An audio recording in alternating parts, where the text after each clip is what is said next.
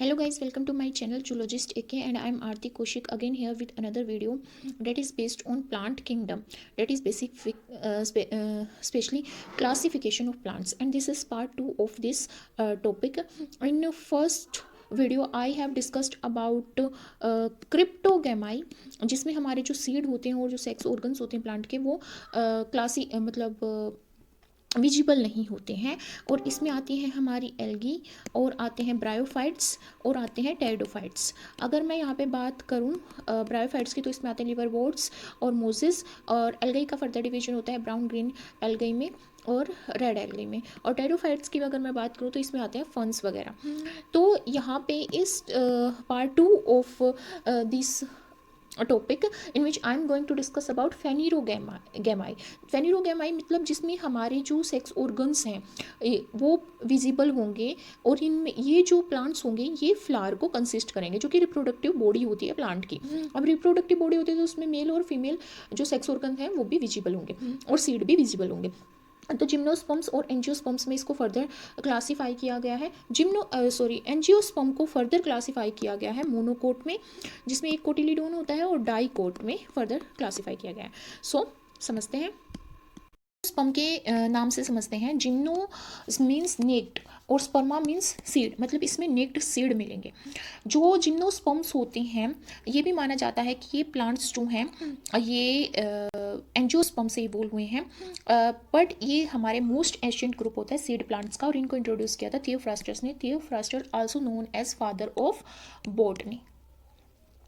जो जिम्नोस्पर्म्स होते हैं इनमें जो ओव्यूल्स होता है, हमें पता है ओवेरी किस में कन्वर्ट हो जाती है राइप होने के बाद फ्रूट में, और जो ओव्यूल होता है ओवेरी के अंदर वो किस में कन्वर्ट हो जाता है सीड में। तो जो ओव्यूल्स हैं वो यहाँ पे ओवेरी वाल्व जैसे एंडोकार्प इन सब के थ्रू वो कवर नहीं होता। इंटेगुमेंट्स जो होते हैं ओवेरी की कवरिंग जो होती है उनके थ्रू ये इनक्लोज नहीं होता, ये एक्सपोज्ड रहता है फर्टिलाइजेशन से पहले भी और बाद में भी, इसीलिए इसको जिम्नोस्पर्म्स बोला गया है। Gymnosperms about 900 living species consist करता है वर्ल्ड वाइड, जिसमें से 500 स्पीसीज जो है कोनीफर्स से बिलोंग करती है। कोनीफर्स जिसमें कोन लाइक स्ट्रक्चर होगा लीफ का, और ये नीडल लाइक लीव्स होती हैं ताकि वो अपने लीफ पे सरफेस एरिया को रिड्यूस कर सके ताकि इवापोरेशन ना हो, और ये हमारी एक्सट्रीम कंडीशन में भी सर्वाइव कर पाएँ, जैसे हाई टेम्परेचर, ह्यूमिडिटी और विंड की कंडीशन में।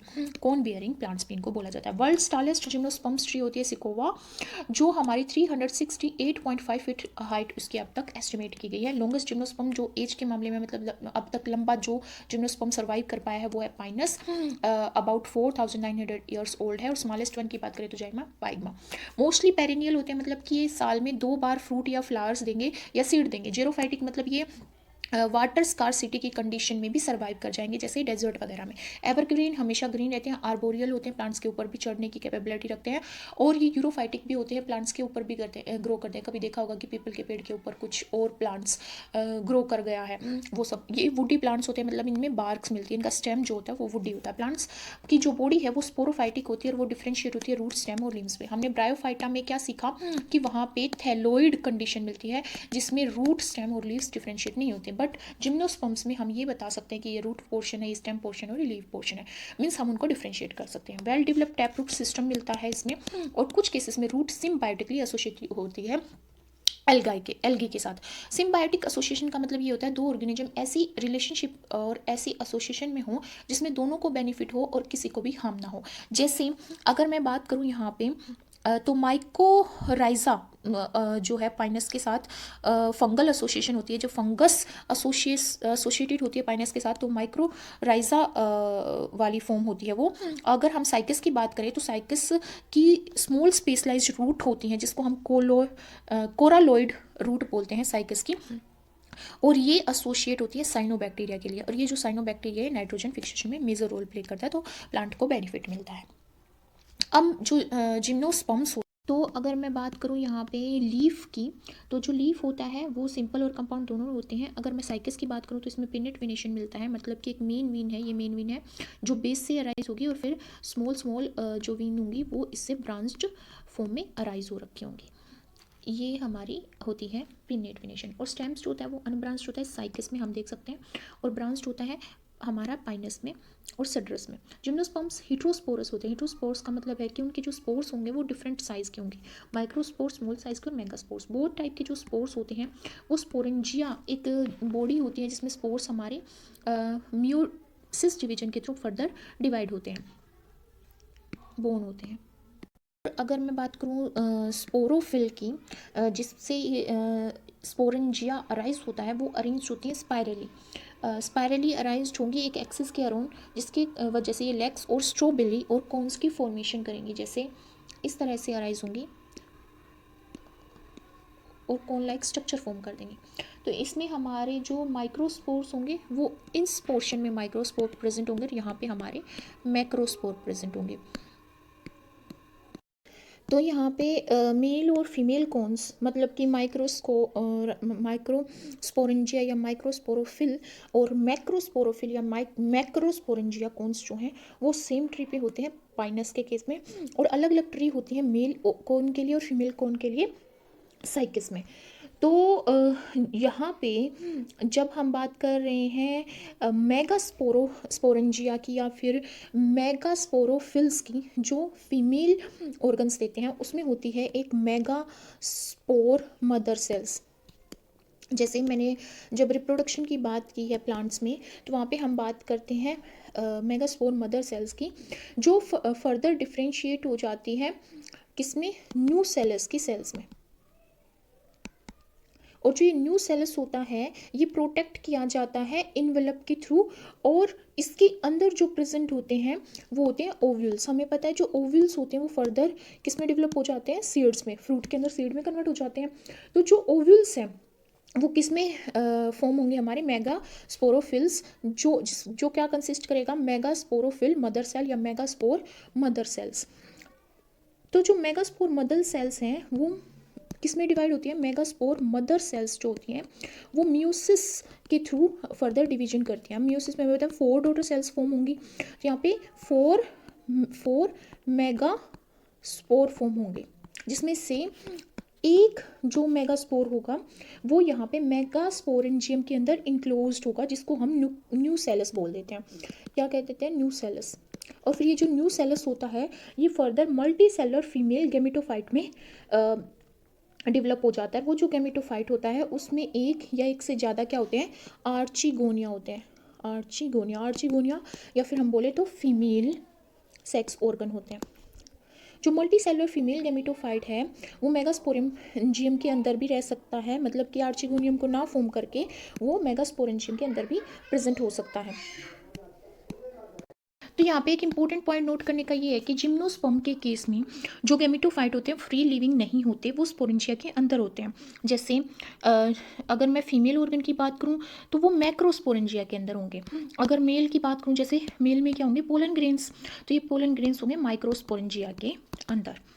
तो पोलन ग्रेन कहाँ से रिलीज होंगे, माइक्रोस्पोरेंजियम के थ्रू वो रिलीज होंगे, और किसी भी बायोटिक एबायोटिक फैक्टर के थ्रू वो कहाँ पे लेके जाए जाएंगे, आर्चिगोनियम तक लेके जाएंगे। और आर्चिगोनियम हमें पता है कि फीमेल ऑर्गन है और पोलन ग्रेन्स हमारा मेल ऑर्गन है, तो दोनों मिलके यहाँ पे क्या करेंगे, फर्टिलाइजेशन करेंगे। और जैसे ही फर्टिलाइजेशन होगा तो जाइगोट डेवलप होगा एम्ब्रियो में, और एम्ब्रियो के अंदर जो ओव्यूल्स है वो सीड में कन्वर्ट हो जाएंगे। बट जिम्नोस्पर्म्स के केस में ये जो सीड्स होते हैं ये कवर नहीं होते, ये एक्सपोज्ड होते हैं। नेक्स्ट है हमारा एंजियोस्पर्म्स। इसके नाम से समझते हैं, एंजियोन मतलब कवर्ड, स्पर्मा मतलब सीड, तो मतलब इसमें जो सीड होते हैं वो कवर्ड होते हैं। ठीक है, ये वाइड रेंज के हैबिटेट में मिलता है। इट मीन्स कि ये डेजर्ट में भी प्लांट ग्रो कर सकते हैं, और ये रेनी सीजन में भी हो सकते हैं, मतलब जहाँ पे ज़्यादा हाइट पे भी हो सकते हैं, अंडरग्राउंड भी हो सकते हैं। तो ये डिफरेंट टाइप्स की हैबिटेट कंडीशन में ग्रो कर सकते हैं। दे रेंज इन साइज पे, टाइनी हो सकते हैं, बहुत ही स्मॉल होंगे, माइक्रोस्कोपिंग होंगे जैसे वुल्फिया होता है, और बहुत ही टाल होंगे जैसे यूकेलिप्टस होता है, 100 मीटर तक की हाइट उसकी चली जाती है। लीव्स यहाँ पे रेटिकुलेट और पैरेलल वेनेशन शो करते हैं, और वो एरोल्स की फॉर्मेशन करते हैं। रेटिकुलेट वेनेशन ये होती है कि एक मेन वेन है लीफ में, और फिर ये यहाँ पे वेन गई हुई है, फिर वो उसके मल्टीपल डिवीजन हो रखे होते हैं, बहुत सारी ब्रांचेस में वो वेन्स यहाँ पे डिस्ट्रीब्यूट हो रखी होती है, ये होती है रेटिकुलेट वेनेशन। और पैरेलल वेनेशन हमें पता है कि पैरेलली वेन्स यहाँ पे अरेंज होंगी। जो मोस्ट करेक्टरिस्टिक इंपॉर्टेंट करेक्टरिस्टिक है जो स्पर्म का, वो होता है डबल फर्टिलाइजेशन। इसमें एंडोस्पर्म की फॉर्मेशन होती है। जो एंडोस्पर्म जब एम्ब्रियो ग्रो करती है उसमें यूज़ कर लिया जाता है, और कुछ फ्रूट्स में एंडोस्पर्म तब तक रहता है जब तक सीड जर्मिनेट होता है, क्योंकि जर्मिनेशन के टाइम पे ये एंडोस्पर्म से सीड फूड लेता है, रिजर्व फूड लेता है। और इनको फर्दर अगर मैं बात करूं एंजियोस्पर्म को, तो इसको फर्दर डिवाइड किया गया 2 क्लासेस में, डाइकोटिलीडोन्स एंड द मोनोकोटिलीडोन्स। यहाँ पे एंजियोस्पर्म की लाइफ साइकिल की बात करूँ तो जो एंजियोस्पर्म्स होते हैं वो हैप्लोडिप्लोइडिक उसमें हैप्लोडिप्लोइडिक हमारी लाइफ साइकिल मिलती है। इसका मतलब ये होता है कि हैप्लॉइड स्टेज होती है और डिप्लॉइड स्टेज होती है, मतलब कि अल्टरनेशन ऑफ जनरेशन चलती हैं एंजियोस्पर्म में। मतलब 2 जनरेशन होती हैं, एक स्पोरोफाइटिक एक गैमेटोफाइटिक। जो स्पोरोफाइटिक होती है 2 नंबर ऑफ क्रोमोसोम होते हैं उसमें, 2n नंबर ऑफ, और गैमेटोफाइट में n नंबर ऑफ क्रोमोसोम होते हैं। तो यहाँ पे सबसे पहले जो होती है वो स्पोरोफाइटिक कंडीशन होती है जिसमें हमारा फ्लावर डेवलप होता है। और फ्लावर के अंदर हमें पता है कि फ्लावर जो होता है वो हमारा ओवेरी, जिसको हम बोलते हैं फीमेल ऑर्गन, जो कि पिस्टल कहलाता है, या इसको हम गाइनोसियम भी बोलते हैं, जो फीमेल सेक्स ऑर्गन्स होते हैं फ्लावर के केस में। इसमें आता है हमारा स्टाइल, ये स्टाइल है, और ये हमारा स्टिग्मा है, और ये हमारी ओवेरी है। ओवेरी के अंदर होते हैं ओव्यूल्स जो बाद में सीड की फॉर्मेशन करते हैं, और यहाँ पे होते हैं एंथर। ये एंथर होते हैं, इसको स्टेमन भी बोलते हैं, स्टेमन मतलब मेल पार्ट, और इसको हम एंड्रोसियम भी बोलते हैं। और इसमें होता है हमारा एंथर, एंड ये होता है हमारा फिलामेंट जिससे ये अटैच होता है थैलमस से, या फिर हम बोले रिसेप्टिकल से फ्लावर के। और जो एंथर होता है उसके अंदर होते हैं यहाँ पे माइक्रोस्पोरेंजियम और माइक्रोस्पोर मदर सेल्स होती हैं, जो फर्दर मियोसिस डिवीजन के थ्रू क्या करती हैं, डिवाइड करती हैं। मियोसिस डिवीजन हमें पता है एक रिडक्शनल डिवीजन होता है, और इसमें 4 सेल्स फॉर्म होती हैं। तो यहाँ पे अगर 2 नंबर ऑफ क्रोमोसोम होंगे तो जो 4 सेल्स यहाँ पे प्रोड्यूस होंगी, माइक्रोस्पोर्स जो प्रोड्यूस होंगे, वो n नंबर ऑफ क्रोमोसोम को कंसिस्ट करेंगे। फिर जो माइक्रोस्पोर्स हैं इनके अंदर पोलन ग्रेन्स फॉर्म होते हैं, जो बाद में पोलिनेशन के थ्रू हमारा जो ओवेरी है, जो फीमेल ऑर्गन्स हैं, पिस्टल है या गाइनोसियम है, उसमें स्टिग्मा के ऊपर ये डिपॉजिट कर दिए जाते हैं। बर्ड्स के थ्रू भी हो सकता है, इंसेक्ट के थ्रू भी हो सकता है, विंड के थ्रू भी हो सकता है, वाटर के थ्रू भी हो सकता है, बटरफ्लाई के थ्रू भी हो सकता है। तो पोलिनेशन जो है वो डिफरेंट टाइप्स के बायोटिक और एबायोटिक फैक्टर्स के थ्रू कोज किया जाता है। तो यहाँ पे जो स्टिग्मा होता है, स्टाइल होता है, और ओवेरी होती है। जो ओवेरी होती है उसके अंदर ओव्यूल्स होते हैं, ये ओव्यूल्स एक भी हो सकता है, एक से ज़्यादा भी हो सकता है। तो जो ओवेरी है ये बाद में फर्दर क्या करती है, एम्ब्रियो सेक की फॉर्मेशन करती है। किसकी, एम्ब्रियो सेक की। तो जो ये ओवेरी होती है इसके अंदर जो सेल्स होती हैं उसको बोला जाता है megaspore mother cells, MMC, megaspore mother cells, जो ओव्यूल्स के अंदर मिलती हैं। उसमें भी क्या होता है, मियोसिस होता है। मियोसिस मतलब रिडक्शनल डिवीजन होता है। इट मीन्स जो ओवल्स की सेल्स होंगी उसमें 2n नंबर ऑफ क्रोमोसोम होगा, क्योंकि हमने बोला कि स्पोरोफाइटिक कंडीशन है, तो स्पोरोफाइटिक कंडीशन में 2n नंबर ऑफ क्रोमोसोम थे। बट म्यूसिस के बाद ये फॉर्म करेगा 4 सेल्स। क्या फॉर्म करेगा, 4 सेल्स फॉर्म करेगा, मतलब कि 4 मेगास्पोर फॉर्म करेगा, 4 मेगास्पोर। और 4 मेगास्पोर में each megaspore has n number of chromosome. तो यहाँ पे जो ये मियोसिस डिवीजन के बाद यहाँ पे एम्ब्रियो सेक जो बनता है, ये एम्ब्रियो सेक कंसिस्ट करता है 3 सेल्ड एग अपार्टस। तो ये जो 3 सेल्ड एग अपार्टस है, इसमें क्या होता है, एक तो एग सेल होगी यहाँ पे, और इसमें होंगी 2 सिनर्जिड्स होंगी, 3 एंटीपोडल सेल्स होंगी, और 2 पोलर न्यूक्लियाई। ये जो सेंटर में है इसको सेंट्रल पोलर न्यूक्लियाई भी बोलते हैं, और 2 पोलर न्यूक्लियाई होते हैं। तो 2 पोलर न्यूक्लियाई तो 2 न्यूक्लियस होंगे, तो एक दूसरे के साथ फ्यूज हो जाते हैं ये न्यूक्लियस, और ये क्या फॉर्म कर देते हैं, डिप्लॉयड सेकेंडरी न्यूक्लियस की फॉर्मेशन करते हैं। और जैसे ही मेगास्पोर के अंदर माइक्रोस्पोर के अंदर पोलन ग्रेन्स फॉर्म होंगे, वो यहाँ पे बायोटिक और एबायोटिक फैक्टर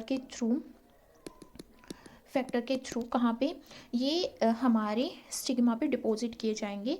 और वहाँ पे जैसे ही स्टिग्मा पे पोलन ग्रेन्स आके डिपॉजिट होंगे, वो एक लॉन्ग क्या फॉर्म कर देंगे, ट्यूब फॉर्म कर देंगे, और इस ट्यूब को बोला जाता है पोलन ट्यूब, जिसके थ्रू जो पोलन ग्रेन्स होते हैं जो स्पर्म कंसिस्ट करते हैं, वो यहाँ पे टू सेल्ड कंडीशन में और टू न्यूक्लियर कंडीशन में डिस्चार्ज होके सिनर्जिड और माइक्रोपाइल एंड के थ्रू एंटर कर जाएंगे एम्ब्रियो सैक में, जिसमें से वन जो मेल गैमेट होगा वो तो एग सेल के साथ जो कि यहाँ पे प्रेजेंट होगी माइक्रोपाइल एंड पे, उसके साथ क्या कर जाएगा, फ्यूज कर जाएगा और जाइगोट बना देगा। इस कंडीशन को बोला जाता है सिनगैमी। सिन मतलब फ्यूजन, सिन मतलब फ्यूजन, गैमी मतलब गैमेट्स का फ्यूजन। तो गैमेट्स का जब यहाँ पे फ्यूजन हो जाएगा तो ये हमारा डिप्लॉइड जाइगोट बन जाएगा। बट यहाँ पे हमारा ऑलरेडी डिप्लॉइड सेकेंडरी न्यूक्लियस है, तो इससे जब हमारा दूसरे वाला जो गैमेट जाके इसके साथ फ्यूज होगा तो वो 3n मतलब कि triploid 3n number of chromosome होंगे उसमें, एंडोस्पर्म की फॉर्मेशन करेगा।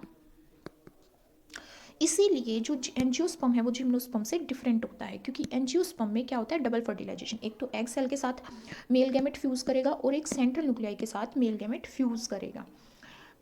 इस दो फ्यूजन की वजह से इस इवेंट को डबल फर्टिलाइजेशन बोलते हैं।